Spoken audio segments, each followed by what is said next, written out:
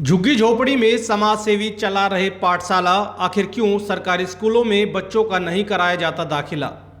झुग्गी झोपड़ी में रहने वाले गरीब परिवारों के बच्चे भी शिक्षित हो, इस सोच के साथ कई स्थानों पर सामाजिक कार्यकर्ता झुग्गी झोपड़ी में रहने वाले बच्चों के लिए पाठशाला लगा रही हैं। कोंसीवास रोड स्थित झुग्गी झोपड़ी में रहने वाले बच्चों के लिए भी पाठशाला लगाई जा रही है। हालांकि कोविड के कारण पिछले कुछ समय से ये पाठशाला नहीं लगाई जा रही थी, लेकिन अब दोबारा से इस पाठशाला का संचालन शुरू कर दिया गया है।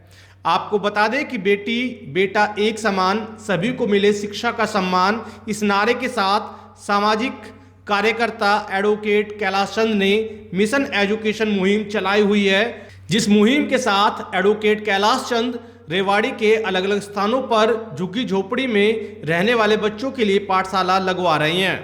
एडवोकेट कैलाश चंद का कहना है कि वर्ष 2011 में जिला अदालत के एक न्यायाधीश झुग्गी झोपड़ी में रहने वाले लोगों के बीच पहुंचे थे, जहां उन्होंने इन बच्चों के भविष्य को लेकर चिंता व्यक्त की थी।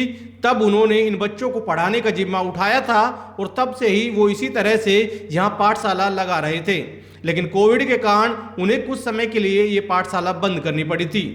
कैलाश चंद एडवोकेट के साथ विजय लक्ष्मी, सीमा एडवोकेट, ध्रुव कुमार, कमलकांत, वंदना व भगवान दास गरीब बच्चों को शिक्षित करने की मुहिम को आगे बढ़ा रही हैं।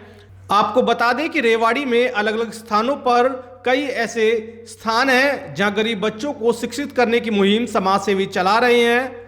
आप जब इन स्थानों पर जाएंगे तो महसूस करेंगे कि गरीब बच्चों की एक बड़ी आबादी है जो स्कूलों में नहीं जा रही है, जो सवाल खड़ा करती है कि आखिर क्यों सरकारी स्कूलों में इन बच्चों का दाखिला नहीं कराया जाता। एडवोकेट कैलाश चंद का कहना है कि वो चाहते हैं कि सरकार इन बच्चों के लिए पढ़ने की व्यवस्था करे ताकि उन्हें इस तरह से क्लास लगाकर ना पढ़ाना पड़े। देखिएगा, ये स्लम एरिया के जो बच्चों का एजुकेशन के लिए हमने एक बीड़ा उठाया था लगभग 2011 के अंदर। वो लॉकडाउन के अंदर सरकार के निर्देशों के अनुसार बंद करना पड़ गया था। आज से ये दोबारा से स्लम बच्चों की शिक्षा का निःशुल्क केंद्र है, ये दोबारा शुरू कर दिया हमने। और हमारा मिशन है कि प्रत्येक बच्चा शिक्षित हो और प्रत्येक बच्चा समर्थ हो। ये लगभग 2011 वर्ष में शुरू किया था और हमारा उद्देश्य ये है कि जो भी जनरेशन है पढ़ी लिखी हो, इसलिए ये हमेशा चालू ही रहेगा। बाकी कोई सरकार के निर्देश जैसे भी मिलते हैं तो उसका भी पालना की जाएगी। और हम सरकार से भी ये चाहते हैं कि इन बच्चों को पढ़ाने के लिए सरकार खुद आगे आए, क्योंकि सरकार कागजों में कुछ और करती है और ग्राउंड लेवल पे शिक्षा बच्चों को नहीं मिल पा रही। इसलिए हम जैसे लोगों को कोशिश करनी पड़ रही है और तो ये सरकार की जिम्मेदारी बनती है। इस बारे में अभी तक प्रशासन से हमें कोई मदद नहीं मिली है, बल्कि प्रशासन को चाहिए कि इन बच्चों को RT एक्ट के तहत जो भी सरकार केंद्र सरकार से खर्चा मिलता है उसके इन बच्चों के ऊपर लगाया जाए। इन बच्चों के पास ना कपड़े हैं, ना किताबें हैं, ना कोई और सुविधा है, बच्चों के पास चप्पल कपड़े पहनने का कुछ भी नहीं है।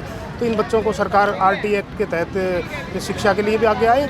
और एक चीज़ और भी है, ये जो बच्चे झुग्गी झोपड़ियों में रह रहे हैं इनके पास पानी की समस्या तक है, सरकार पानी की समस्या भी पूरी नहीं कर पा रही। आप सामने देख रहे होंगे टैंकर खड़ा हुआ है जो ये अपने पैसों से मंगाते हैं, इनके पास पीने का पानी तक भी नहीं है, इसलिए बच्चे साफ़ सुथरे भी नहीं रह पाते हैं, मजबूरी है।